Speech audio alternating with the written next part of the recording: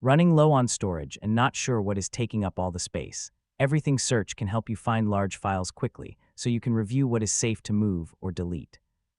In this guide, I'll show you how to search by file size, sort the results, and check each file before making changes.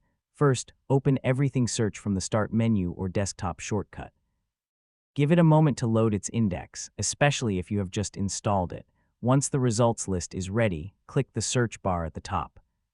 To find large files, type a size filter directly into the search bar. For example, type size than 1 GB to show files larger than 1 GB.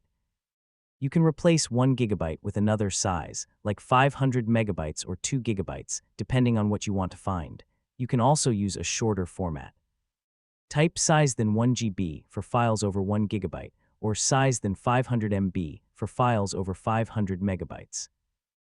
If your version of Everything supports comparison symbols, you can also try size than 1 GB using the greater than symbol instead. After the results appear, click the size column header to sort the files. Click it once to sort from smaller to larger, then click it again to put the biggest files at the top. This makes it much easier to spot the files using the most space. If you only want to check certain types of files, add a file extension to the search.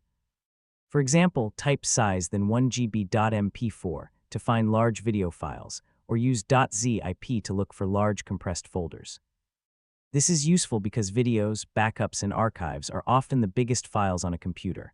Before deleting anything, right-click a result and choose Open Path or Open Containing Folder. This lets you see where the file is stored and helps you avoid removing something important. Be especially careful with files inside Windows, program files, or app data folders.